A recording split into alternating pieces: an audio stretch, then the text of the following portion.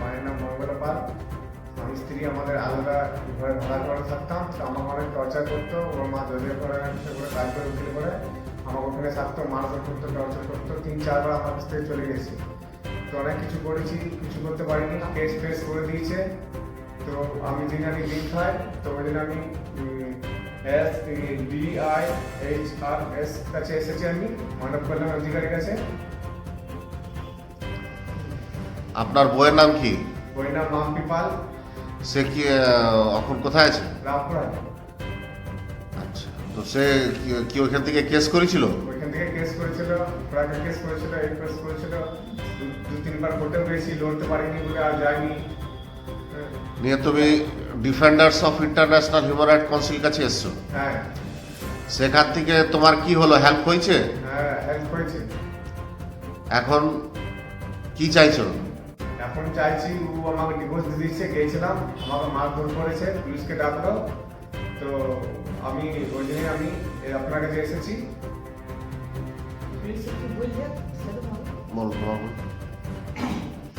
আমি ছেলেরা বউ ছেলে ও ভিনু থাকতো, তো ভিনু থাকতো, আমি থাকতাম বড় ছেলের কাছে। আমি তো দেখতাম না কি ওদের ঘরে কী হয়েছে কী দিচ্ছে। তো ওর শরীর খুব খারাপ, লিভার জন্ডিস হয়েছিল। সেই লিভার জন্ডিসটা আমি ভালো করল। ভালো করার পর ওর মা এসে দেখতে এলো, বা দেখতে এসে ওই ছেলেটাকে পার করে দিলে, বাসন কোসন সমস্ত পার করে দিলে। পার করে দিয়ে চলে গেল।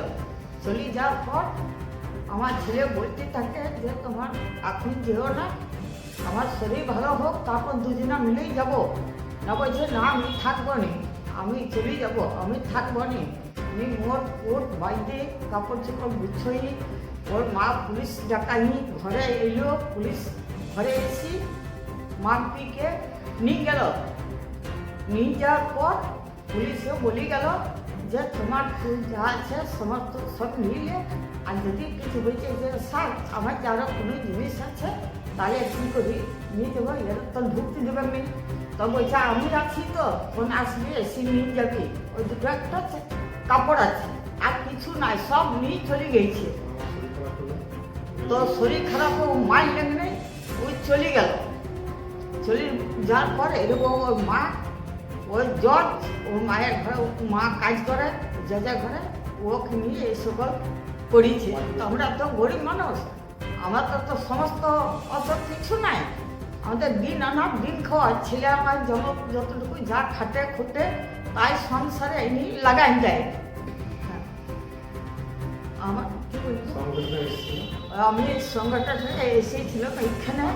তো আমার কাজ হয়েছে, তো আমি কাজটা করার পর আমি শান্তিতে আছি।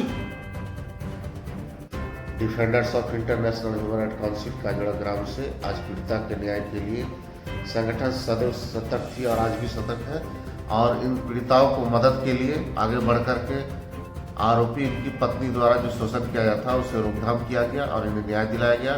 आज ये लोग अपने जीवन के लिए, सुखमय जीवन निर्वहन करने के लिए अपने सिस्टम पर प्रभावित है।